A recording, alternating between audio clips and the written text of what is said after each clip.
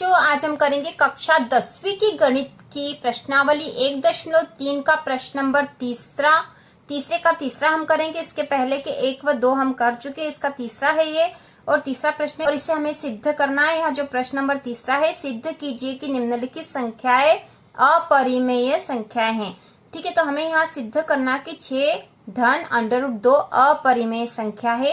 तो हम इसको सिद्ध करने के लिए इसका विपरीत मानकर चलेंगे। ठीक है, विपरीत मानकर चलेंगे और लिखेंगे कि माना कि 6 धन √2 एक परिमेय संख्या है। हमने इसका विपरीत मान लिया है, परिमेय संख्या है। ठीक है, यदि ये परिमेय संख्या है तो हमें पता कि हर परिमेय जो संख्या है उसे P/Q के रूप में लिख सकते हैं। इसलिए 6 धन √2 बराबर P/Q, जहां जो Q है 0 के बराबर नहीं है। और कोई सी भी परिमेय संख्या होती है उसे P/Q के रूप में लिख सकते हैं। साथ ही उसे A व B दो सहभाज्य संख्याओं के रूप में भी लिखा जा सकता है। इसलिए हम लिखेंगे 6 धन √2 बराबर A/B, जहां A व B सहअभाज्य संख्याएं हैं। ठीक है, सहअभाज्य संख्याएं हैं। ठीक है, पूर्णांक तो है ही सही, इसके साथ ये सहअभाज्य संख्याएं हैं। A व B सहभाज्य संख्या है। तो कोई सी भी परिमेय जो संख्या होती है जिन्हें P/Q के रूप में लिखा जा सकता है, उन्हें हम दो सहभाज्य संख्याओं के रूप में भी लिख सकते हैं। ठीक है, और सहभाज्य संख्याएं क्या होती है हमने पिछले वीडियो में देख ही लिया था। तो चलो शुरू करते हैं, इसको हम हल कर लेंगे कि 6 धन √2 बराबर A/B हमारे पास हो गया है, ये मान आया अभी। अब हम इससे √2 का मान निकालेंगे तो √2 बराबर हो जाएगा A/B, और ये यहाँ पे जो है इसके यहाँ पे भी धन है और ये इसके साथ जोड़ में भी है। तो इसके इधर जब जाएगा बराबर के इस तरफ जब ये 6 जाएगा तो ये ऋण का हो जाएगा। यहाँ पर धन का, इसके आगे कुछ नहीं, मतलब ये धन का 6 है।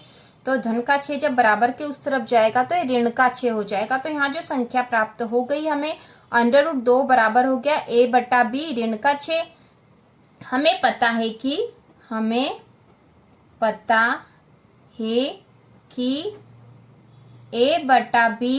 A/B जो है पूर्णांक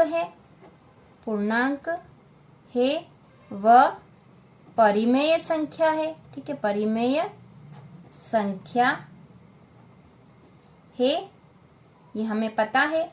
इसलिए क्योंकि ये परिमेय संख्या है इसलिए A/B ऋण 6, क्योंकि 6 भी एक पूर्णांक संख्या और यदि इसमें से घट जाएगी तो कोई फर्क नहीं पड़ेगा, ये तो परिमेय संख्या ही रहेगी। इसलिए A/B ऋण 6, ठीक है, A/B ऋण 6 भी परिमेय संख्या होगी, परिमेय संख्या होगी, ये भी एक परिमेय संख्या होगी। ठीक है, परिमेय संख्या होगी।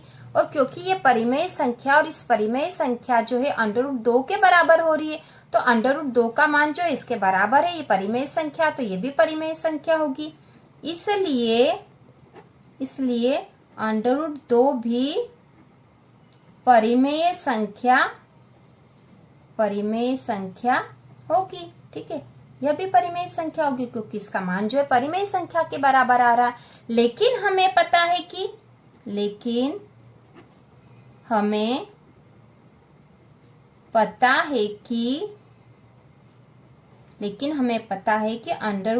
एक अपरिमेय संख्या है, एक अपरिमेय संख्या है। हमें पता है ये अपरिमेय संख्या है और इसका तो मान परिमेय संख्या के बराबर आ रहा है।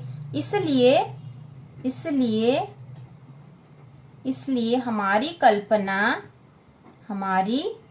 कल्पना त्रुटिपूर्ण है। ठीक है, त्रुटिपूर्ण है हमारी जो कल्पना है। हमने क्या कल्पना करी थी? मतलब माना कि 6 धन √2 एक परिमेय संख्या है और यदि हम इसे परिमेय संख्या मान लेते हैं तो √2 भी एक परिमेय संख्या सिद्ध हो रही है यहाँ तो, क्योंकि इसका मान परिमेय संख्या के बराबर आ रहा है। लेकिन हमें पता है कि √2 तो एक अपरिमेय संख्या है, इसलिए हमारी जो कल्पना है त्रुटिपूर्ण है। इससे सिद्ध होता है कि, ठीक है, इससे सिद्ध होता है कि 6 धन √2 एक अपरिमेय संख्या है। ठीक है, अपरिमेय संख्या है। तो इस प्रकार हमने सिद्ध कर दिया। ये तीनों सवाल इसी तरह से हुए थे। प्रश्न नंबर 3 के तीनों सवाल इसी विधि से हुए हैं। यदि आप एक भी क्वेश्चन को अच्छे से समझ लोगे तो आपको ये तीनों ही अच्छे से समझ में आ जाएंगे। हम अंडर रूट वाली संख्या का मान निकाल के उसे परिमेय संख्या के बराबर बता देंगे और उससे सिद्ध कर देंगे कि जो रूट वाली संख्या परिमेय संख्या नहीं है, इसलिए यह संख्या भी परिमेय नहीं होगी, अपरिमेय संख्या, और सिद्ध कर देंगे कि अपरिमेय संख्या। तो इस प्रकार ये सवाल पूरा हो चुका है।